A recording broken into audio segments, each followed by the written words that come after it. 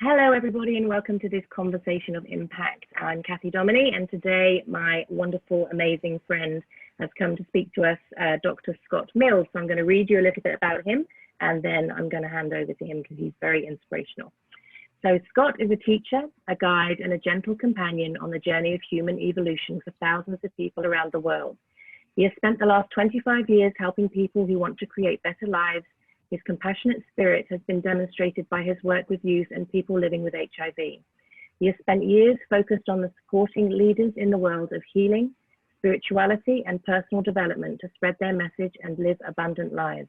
His writing and teaching touch lives, open minds, and transform hearts as he continues to be a voice for hope in a sometimes impossible world.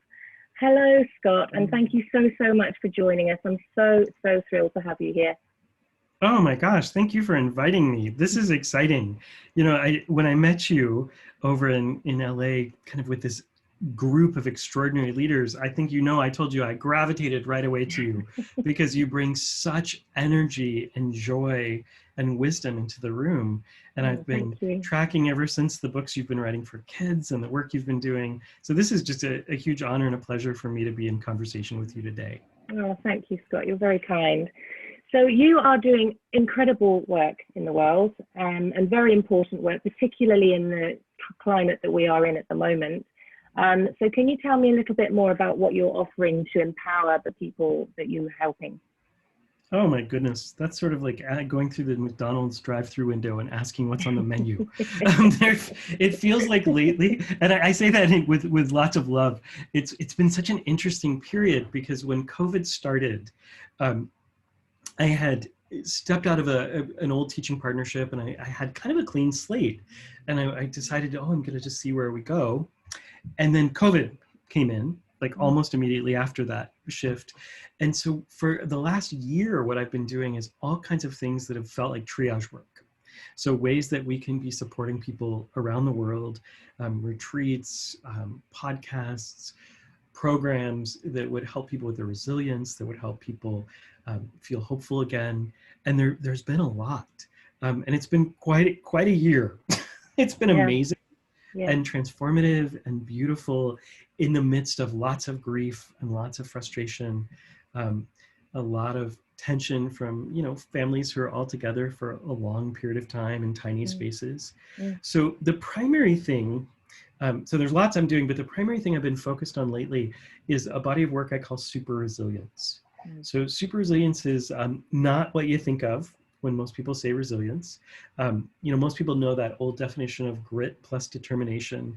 It's very Australia and the US, we share this like pull yourself up by your own bootstraps, like rough it. I'm not a rougher, I'm like a glamper, so that's not really gonna be my thing.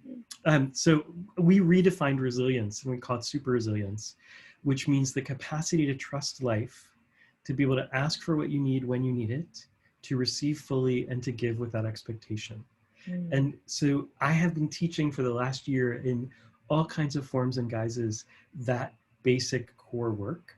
And it's been really exciting to play in the realm of kids with that, because I have a lot of experience working with kids, especially kids in some pretty traumatic situations and having come through traumatic situations, parents being HIV positive, passing away when they're young, often parents incarcerated, high school kids who've become homeless. So looking at this body of work has been really exciting with kids because we can look and say, wow, there's some things we can do to support kids in the midst of all this craziness. So that they don't have to have as traumatic an experience. They can come out the other side feeling much better. So that's really been the focus.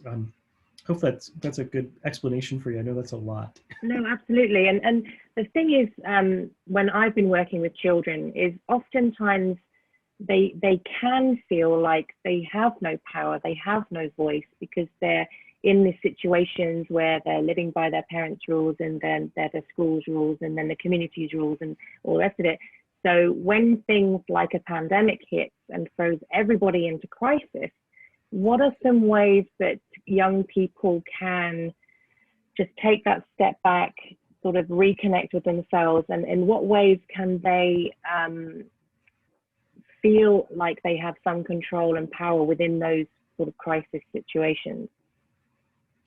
This is such a good question. You know, it's amazing. I've been in conversation with a lot of my friends who are psychologists and trauma experts. And one of the pieces of that conversation is we're thinking we've probably got years of unraveling of this pandemic. And we think that kids are super resilient. They'll just go with the punches. They'll be fine. They'll roll with things, whatever the expression happens to be. But the reality is, first we've got to understand where we are. So we're living in a trauma bath. It's the way I think about it. It's sort of like we all got together in this big bathtub and there's no escape. And that's for kids and for adults alike. And a lot of our worlds have compressed. So, you know, you were saying kids have the rules of parents, they have the rules of schools, they have the rules of community. Right now, they really have the rules of their parents, you know, and a little bit of school. Because for most of us, you know, we've been in some pretty strict quarantines. We haven't been able to leave our homes. Kids aren't going to school the way they were. So the very first thing I want folks to recognize is that we actually are in a traumatic experience, because many people have been completely kind of denying that. And it makes sense. The way I like to think about this is it's a little bit like we've been trying to back a Mack truck into a mouse hole. So meaning that we cognitively as adults do not have the capacity to understand a global pandemic. It is very, very difficult, because it's sort of like an ant trying to understand the sun. This thing is so much bigger than than all of us, right? So if we start understanding as adults that we're in the middle of this trauma bath and the kids are in with us, we can begin with ourselves.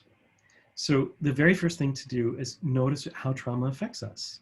And there's a really simple way I like to think about this, that we will go into red brain or green brain. So a red brain, kind of stressed out brain. It's a really easy way for kids to get this, by the way. So I'm going to try today to use phrases you can use with your kids. So a kid can get, I'm in a red brain. I'm in this angry, you know, stressed out, fight or flight, defensive mode. They can feel it in their body, which is where we hang out when there's an imminent threat. And that's part of the trauma bath, is that the threat is imminent all the time.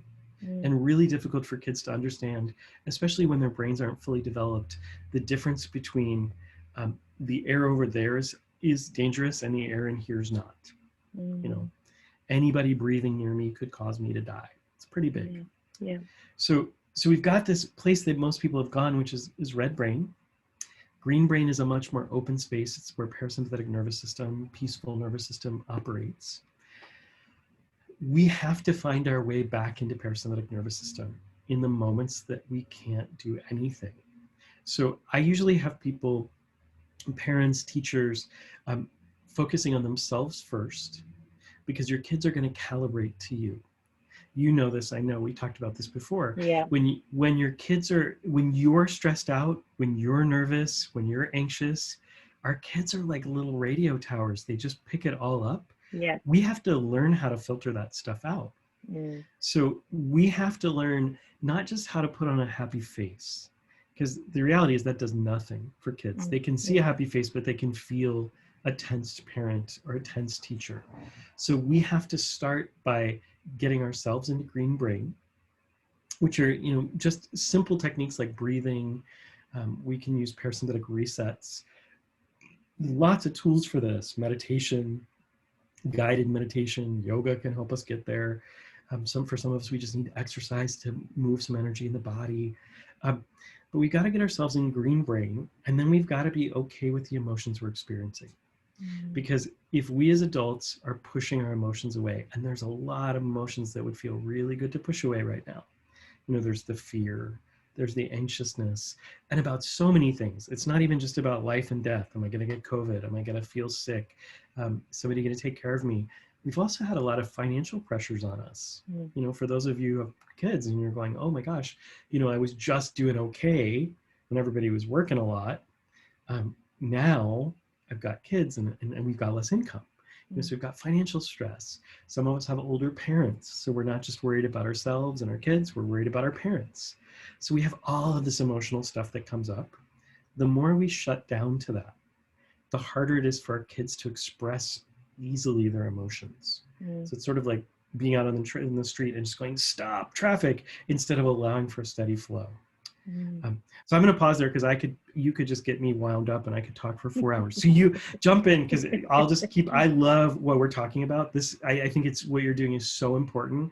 And this conversation is just essential for parents to get some of the ways in which kids need their support, and they need their support. Like parents actually, you need to take care of yourself as a parent. You need to be gentle with yourself. You need to find the place where you can find peace. Is that making sense so far? Absolutely. And I absolutely loved what you were saying about not avoiding emotions. I was literally having a conversation this morning with an amazing woman over here called the Burnout Professor. And we're going to have a conversation on Clubhouse about this, about how to counterintuitively allow your children into the, participate in the struggle, but fully supported, fully listened to, all of their concerns valued and, heard. Because they do need the skills to navigate through. And so by us putting that happy face on that you were talking about and pretending everything's okay, they know it's not. Like you say, they intuitively know it's not. They've got those really good guidance systems within them.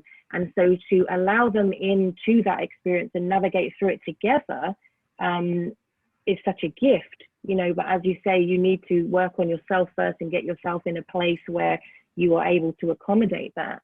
And I think, with this pandemic that we've been seeing, it's not just dealing with what's going on in your family, it's the consciousness of the community and the world. Like there's this global shift in consciousness and ideas and reality. And that's really difficult to navigate, because even if you've managed to create a calm green brain environment at home, you step outside the door and then you're having to deal with everybody else's reaction to what's going on, which is not always conducive to what you're trying to do. So you're trying to navigate through that as well.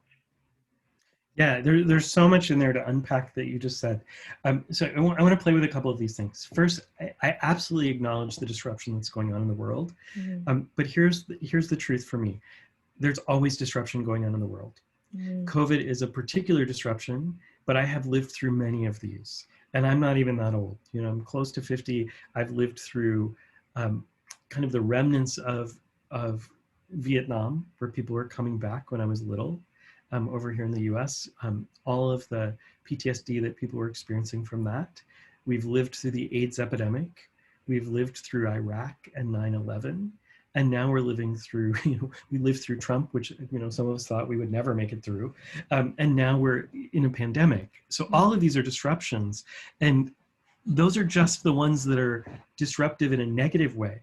At the same time, I joke all the time with my millennial friends that, there was a time where we couldn't carry our phone in our pocket. If we needed to have a call from somebody. When I was little, we didn't even have an answering machine or call waiting. And oh my gosh, you'd sit by the phone and there was only one. I feel like I was saying, I used to walk both ways uphill in the snow every day to get to school. But there's been disruption with technology, like ways that technology has changed who we are and how we relate, the ways social media. So disruption is going to go on no matter what. And so I think it's important to realize, first and foremost, that we're going to be dealing with disruption no matter what. And so we ask ourselves, how do we engage the present moment? So the present moment is just the 60 seconds. And usually when we're engaging with disruption, for the most part, we're either thinking about the way things used to be, the things I didn't do well, the things I wish I did differently, or we're thinking about all the terrible things that could happen or the things that could be great. So inside of that, I call it dancing with ghosts. We are not being present to the present. We've exited all of our power. Louise Hay used to say that your present is the point of power. That's the only place we have any power to do something.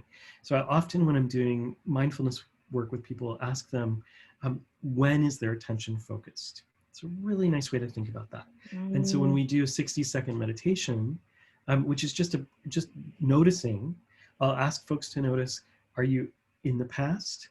Are you in the present or in the future? And you'll probably notice, if you were to do that, that you bounce around. That most of us go, and even in 60 seconds, all over the place. So the beginning point is just to notice, like, okay, well, where am I? And to have no judgment. We're going to be gentle with ourselves in this process. Yeah. It's like, oh, okay, well, I'm spending a lot of time in the past. All right. Oh, I'm spending a lot of time in the future. All right. Oh, I'm super present. All right. We just say an okay to that. Because if we make this about working on ourselves and finding all the ways we're broken, we will teach our children that they are broken and they need to find all the ways they can fix themselves. So the worst thing the self-help movement has taught people, it's largely grounded in brokenness and misses the wholeness of children, of adults. And that's just honestly like old myth. Like we've had this myth for thousands of years about a God who needs to fix us and control us and keep us from our own worst natures. But we also have the capacity to know that we have wholeness and beauty, and there's not much to be fixed that's broken. There's just things that are just places we'd like to grow. So I start in the 60 seconds, no judgment, just say, okay, how can we be present to this moment? And then we can step into green brain if we notice, because that's the place where we'll usually notice, oh my gosh, I'm feeling anxious. Oh my gosh, I'm feeling worried. I was talking to a friend yesterday. She's having this conversation with me, and she said her sister's boating around the world right now. And she said, oh, she just posted a picture of the sail that had been broken. And she got really upset for a moment. And then she stopped herself and said, oh, but wait, the picture is of the repair. They're okay. Yeah. So that she got anxious about the past and the future at the same time. Yeah. Like, oh, they had this bad thing, and what if they have another bad thing? And then she caught herself and just brought herself back to the present. And it was beautiful because we can all do that. Yeah. So as we sit in the present, what we want to do, and this, everything I teach you can do with kids and adults, and we can do this together. It doesn't have to be something where we say, I need to be at a certain level to be able to do this with, with my kids. So for example, with emotion, one of the easiest, kids are actually better at this than adults are, because adults have all these stories and I can't visualize, I can't see things in my head. I keep my head down. We lose our creativity and our playfulness. So if we can feel an emotion, which we can, all of us can, right? We can feel it in our body. If we teach our kids that emotions are nothing to be afraid of, that emotions are simply messengers that are there for the good of us, that there's no such thing as a negative emotion.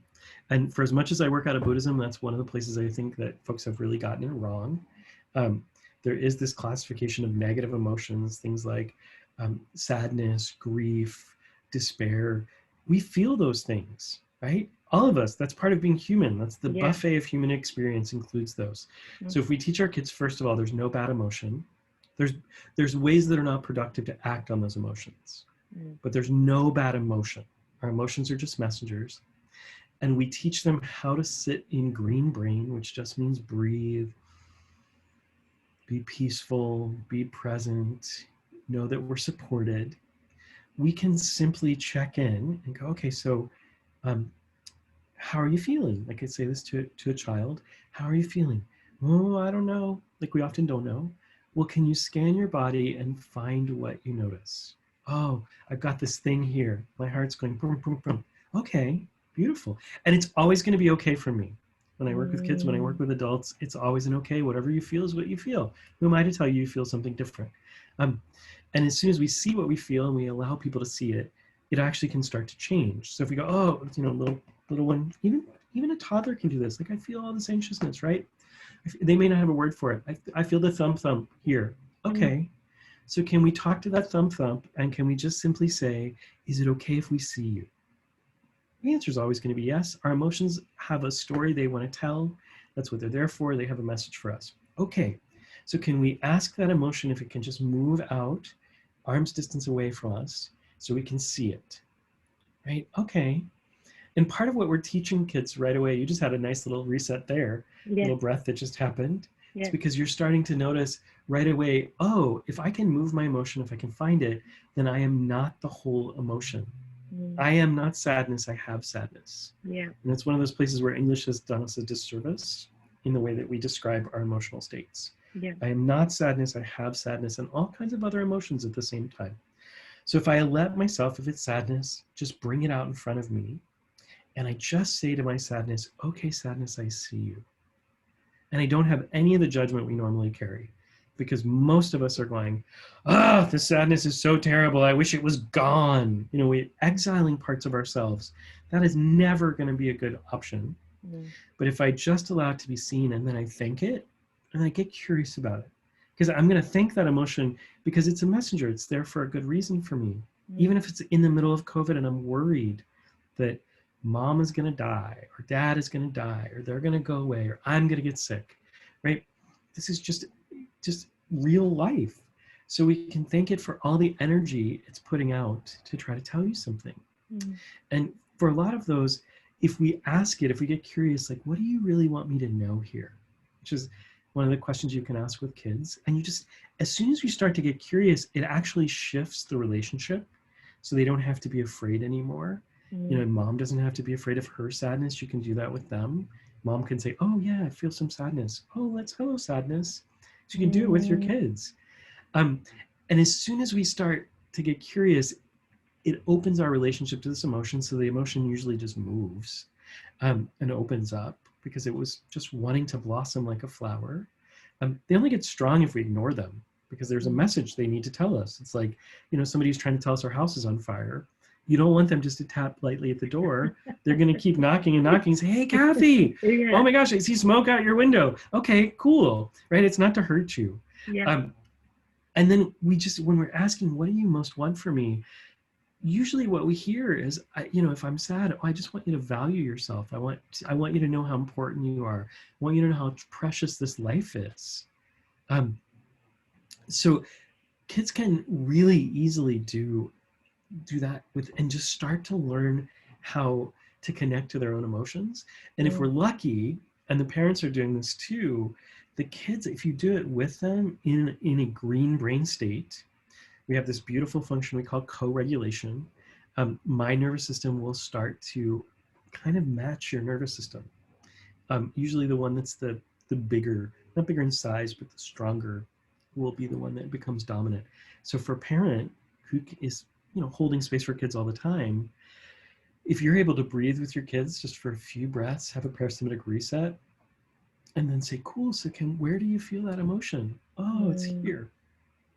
And they start to be able to connect to it. That's a way that very easy for parents and kids to really connect. And that's just one tool. This is one of the pieces of super resilience that is so easy. I gotta tell you, it's so funny. I was talking to a friend of mine who I helped train years ago. Was the TA for one of his classes for a year, and they'd come over to my house and we'd study. And I was showing him a few of these tools that I use, and he went, "That just feels too easy." and I was like, yeah, well, because humans aren't that complex. We like to tell ourselves stories that we're super complicated and we're really unique, and we're somehow the unicorns of the animal kingdom, and there's only, you know, we're just so unusual. And the reality is we're not that complicated in terms of our capacity to soothe ourselves, to come back into a grounded space. But what I noticed with him was, not him specifically, but all of us, is that when we have a lot of pain, we want a big payoff. So it feels like we've held all this pain for so long, it needs to be hard to change it, because then we can kind of justify it. And if I say to you, yeah, you know, you've been carrying all this sadness, but we can probably, you know, if you're willing to be present to it, your sadness, nothing I'm not doing any magic. You know, I call this brain training, not brain magic. As you train your brain, you get into a relationship to it, it will adjust pretty naturally and quickly. And so it was just funny because it's like, yeah, you know, in a couple weeks time, you can sit with sadness and be okay with it. And when it comes up, you don't have to run from it, but you don't get the big payoff. You have to choose, like, hey, I'm not going to really need to carry that suffering anymore. I'm going to take the easy route, the gentle route, and I'm going to practice a little bit. That's the part that gets people stuck, because as much as we're connected to our pain, we also are kind of lazy. You know, it's like, oh, well, I could do this thing for 2 weeks, but can't I just take a magic pill? No, let's do the work of learning how to relate and connect each other. Yeah. I absolutely love what you were saying about, you know, being the sort of barometer for your children, because what immediately came to my mind is when my kids were little, because I've got 3 autistic children, and when they were having sensory overload, their reaction would go big. And my reaction had to go small. So it was like taking them from here and then just being calm and sitting and quietening everything down and turning the lights down and allowing, excuse me, allowing them the space to calm. I mean, even when they were babies, screaming, and I would just turn the lights down, turn everything off, and just have them at my cheek. Well, they were killing my ear because they were screaming, but just whisper, and then they would calm. It was like quite remarkable, and quite quickly as well. And they do feed off your emotions. So I absolutely love, and I mean, so powerful and so simple. Like anybody can do this. Well, and what I love in the description you gave, it's so beautiful. I think for most kids, and you've even way more experience than I do with this, but it's especially toddlers who haven't learned to regulate their own emotions yet. Yeah. You know, up until toddlerhood, you are their emotional regulator. It takes, you know, a couple of years for us to even know how to self-soothe, how to take care of ourselves at all. So what I notice is when kids get into that place, it's sort of like if you shake a soda bottle up. You know, there's all this pressure, they've become flooded, there needs to be a way to release. And so a lot of times parents will actually continue shaking the soda bottle by raising their energy, by becoming agitated, by, oh my gosh, can you please stop crying? What's wrong with you? What do you want? You know, like the yelling. So the soda bottle just gets more and more pressure behind it. But what you're describing is lovely, because if what you can do instead of increasing the pressure is you can create a bigger field for that flooded, congested, you know, overexcited energy to exist in, then they can actually let their energy out in a way that doesn't have to feel destructive, that doesn't have to feel like a torrent. So one way I think about this is if you were to open that soda bottle, especially if you're shaking it with your kids, because, you know, and honestly, like I want to be fair to parents, because I get that what I'm talking about, parents didn't learn from their parents. There's very few trainings that teach. There are actually some great stuff that's now being taught, some meditation for parents, but you know, it's not widely, you know, out there. I think it should all be free to every parent on the planet, that they get this kind of training. And so on top of it, parents have had their own trauma. That they haven't had the capacity to work out. So please, what I want to emphasize is I am not in any way trying to denigrate parents who are doing the best they can. I get that even if somebody's at the grocery store yelling at the kid, you know, as much as I wish they weren't doing that, it's often the best they can do in that moment. Exactly. And they generally wish they weren't doing that either, you know? Exactly. So I want to be just as kind and gentle with parents as I am with kids. We want to do this for all of us. The more gentle parents can be with themselves, the more they can say, okay, yeah, I yelled. I wish I hadn't done that, but I'm not going to fall into a hole of shame and despair. I'm going to reset my own parasympathetic nervous system. But the beautiful thing is, if instead of doing the yelling, they do what you did, which is just to start breathing. And usually the trick here is to match the breathing with your kids and the tone. So if a kid comes to me and they're like, I'm so upset that just happened, instead of going, calm down, I just go, okay, tell me what happened. And while they're doing that, I'm going to invite them to do a really simple parasympathetic reset that I call petting the kitty, which is really easy for kids to get. So if you ever lay down and you have a cat, cats often will come lay right on top of you. Their head on your chest, and they're like a little, you know, they go right down the middle of you, and they're like, oh yeah, you're my human bed, right? So if we imagine there's like a cat on top of us, and we just take from the collarbone, and we take one hand and go all the way down to below the belly button, and we alternate for 2 minutes. It's a polyvagal reset. So parasympathetic reset gets our nervous system moving. So if you let your kids have that space, and you just start doing this, and you invite them to do it. So it might look like, she was so mean to me, but I'm going to calm down because I'm learning how to self-soothe. Rocking is another way kids do this naturally. So beautiful for kids to do this rocking back and forth. I tell adults to do it. You know, if you're feeling anxious, go in your them rock for a little while. That's fine. But as you do that, what you're doing is essentially, instead of giving them this little tiny soda bottle to release their emotions, you're giving them a football field. That when you open that soda bottle, it doesn't have to all rush out because it has plenty of room to be in. And you're also teaching them in that moment, your emotions cannot frighten me. So they don't have to frighten you. Because kids, when they get flooded, they're not planning it. None of us are. We don't go, oh, it's, I think Tuesday afternoon at 3:00, I'll be really sad. It's just not how it works. Our emotions send us messages, and we have to learn how to deal with them. But if we're constantly teaching our kids and ourselves, I don't have to be afraid of my emotions. We pick them up way before they get to be that violent knocking at the door going, get out of the bed, Kathy, the house is on fire. So it's a gorgeous way you're doing with them. Well, and I mean, I love that what you dealt with there as well by saying that, parents do the best they can in the moment that they're in, and we all trying to do our best. And, even with all my professionalism and background and all experience, I had a thing with my 3-year-old the other day, and she's like a wild thing. She's my little skyrocket. She's a pocket rocket, and she's like crazy. And, I was like, oh, I've got to get to this meeting. We've got to do this. We've got to do that. And I was in that sort of energy, and she was having a moment which wasn't actually very convenient, right? Because I've got all this stuff to do. And I could feel myself getting irritated because I've got all of these other things that I've got to do, and that she wasn't cooperating. And then I managed to just, as you say, be present and go, okay, I'm thinking about everything I need to do, but right now, I just need to be here.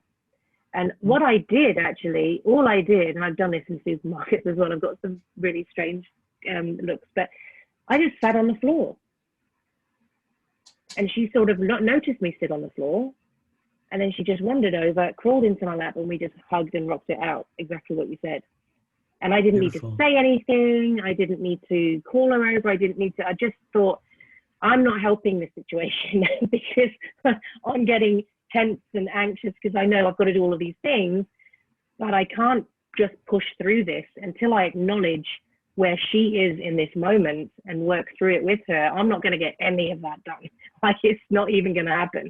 And so that was really interesting what you said. And I just want to acknowledge that if you can just get out of that moment, if you can just step back, like you were saying, and just start with yourself, and then everything shifts around you, and I think that's a really important. And I think everything that you've said has been so, so powerful and so beautiful. Like, I've been taking huge deep breaths through this whole conversation. I feel so much calmer, and I'm definitely going to be applying those things that you said to my children, because they're so easy and they're so beautiful, and, everybody can access this.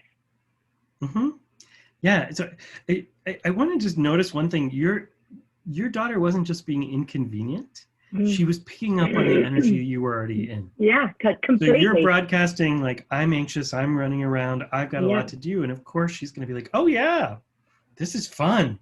Like, it's actually kind of like that manic energy can be fun for kids. It's like where they run around, and just have a blast. They don't see it as a negative thing. Like, we just go, oh, it's inconvenient. But they're picking up on your energy. And as soon as you brought your energy down, it might take her a minute, but you created a space for her to have a different choice. Yeah. You didn't have to yell at her. You didn't have to do anything. What I want to really highlight, though, is this doesn't work if you try to learn it in the moment. So if that was the first time you had ever gone, I'm going to just calm energy. You could do something, right? You could calm down. But I was listening to Rabbi Joan Halifax speak last year, and she said this beautiful thing. She said, we don't meditate to learn how to breathe better. We meditate to learn how to live better. Yeah. So when the moment comes, we've practiced for life. Yeah. And so a lot of what I do in super resilience programs and private client work and just anywhere I go is I practice with people. The same way you go to sit with meditation. So I'll practice that exercise of being okay feeling your emotions. It helps to have somebody who can be grounded for you, so you have a little support. But even if you're just doing it by yourself and you're going, okay, I'm going to practice this 2 minutes of parasympathetic reset. I'm going to practice letting myself be okay with my emotions. Then when it comes up with your kids, you have it already in your system. You don't have to learn it while you're doing it. It's sort of like saying, oh, I'd love to learn how to ride a bike. And by the way, I'll throw my kid on the back of it, who's going to be moving around. And so it's going to be so much harder. Whereas you could say, okay, I can take 5 minutes a day. This doesn't have to take a long time, by the way, which I really love for people to get. If you take 5 minutes a day and you just begin to be present with your emotions, you can set a timer, like not a timer, a reminder on your phone. So like, let's say it's 1:15 in the afternoon. You're just gonna go, okay, every day at 1:15, no matter where I am, what I'm doing, I'll just pause and be present to myself. I'll come into this moment. I'll notice the when is my attention. And as soon as we start to notice when is my attention, we actually start to bring it into the present. And then we can just start to notice, like, how am I feeling in this moment? The more emotionally sensitive we get, the faster we'll pick up our own emotions than those of our kids. So it's not like, I think sometimes people think I'm suggesting they go off to a ashram in India for 6 months and sit and meditate. And I'm like the worst meditator in the world, because I'm one of those kids like your daughter who would just be like, woo! And as soon as I sit to calm, my brain goes, yay, this is the time to give you every idea on the planet. It's beautiful. I love it. But I know that I've had to learn how to meditate in little spaces and meditate with other people, and it's not meditate in the traditional sense, because in fact, part of what I teach people is meditation is actually, or at least mindfulness, the way it's taught most places, is just noticing the when. It's, the second step is to connect deeper. So we call it the where. Where in your body are you experiencing something, so that you can get in relationship to it. And then we play in the third place, which is the who. So if the who, meaning once we notice how we are, we can actually cleanly notice how other people are, because we're not so busy having to attend to the thorn in our paw, our own suffering. We can be a little calmer. And then we might notice, oh, I start to feel my kids feeling a little tense, or I start to feel my coworkers who are, something's not right over there with them. Wonder what's going on. And that's the moment you can say, oh, I just wanted to check up on you. So we move from focus on ourselves into the focus in the field. And I told you at the beginning of the call, I've said this many times, but I don't identify in personal development anymore, because what I've been saying to people is we need to move past personal development into collective evolution. So this is the step that gets us to collective evolution. Most personal development, we would stop at how am I feeling, and often with a frame of how do I fix myself, like how do I fix this fear, instead of just saying, oh, how am I able to allow my fear just to be present? How can I be curious about my fear? So that piece is traditional, I'm giving it a little twist, but then to take it to the next step and say, how does this work happening in here now apply to my kids, to my coworkers, to my community, to the world at large? Then we're really getting into some interesting territory. Definitely. And I completely relate to that, because my children are very much tied to my mood. So I've made sure that I've done a lot of practices to keep me sort of in the right zone, because it does affect, especially your children, because they're looking to you for guidance. They're looking to you for leadership, And one of the interesting things, because my daughter's 3 and she's nonverbal at the moment, and I meditate at lunchtime, so I'm up really early and I work till quite late at night, and I juggle the family in between. And so I lay on the sofa and I do my half an hour just zone out meditation, and she comes and lies on my stomach. She'll lie on me, like you say, the cat. She'll lie on me. She'll mirror my breathing, and I'm listening to something and I'm zoning out. But she's got into that practice of that quiet time, which is really nice. And I'm hoping that will be a practice that she takes out into the world for herself. That when she's feeling that, she can go back to that place, and that's her anchor, sort of thing. Oh, I love that. Yeah. What a beautiful way to teach her. So I call these reference experiences. So we have to have reference experiences of what it feels like to belong, what it feels like to be calm and grounded. And so you are creating a reference experience for her. So when she's a little older and she's on her own somewhere and she needs to find a place in her without mom being there that says, this is a place where I know I can go that's calm. She'll Mm. be able to do that because she'll be able to remember, oh, I remember when I used to lay on mom while she was breathing. What did that feel like? It will be in her body. Yeah, right. So Yeah, nice. yeah. What a gift you're giving her. Well, and I love the cuddles because she's not a particularly cuddly girl. So when she does that, I'm like, yay, cuddles. So I love that. It's a little bonus. But listen, I know you are a very busy person, and I'm so grateful for you to come onto this because that conversation completely blew my mind. It was so empowering, and I'm sure that people who are listening are going to get a lot of value from it. So thank you so much, Scott. Oh, what a gift to be with you today. This is, I would sit all day with you and talk about this stuff because it's the way we change the world. It's the Yeah. way we change ourselves and the way we create space for our kids to grow up in an environment where they're happy and they're healthy and they're not going out needing to be at war with others because they're not at war with themselves. Mm. Um, That is so so I key. so appreciate the work you're doing in the world and what a brilliant interview you are. This has been great. Thank you. Well, thank you. It's very easy. I could talk to you all day, but I know that you've got other things to go on to today. But I'm going to stop the recording. So thank you, everybody, for watching, and I will see you next time.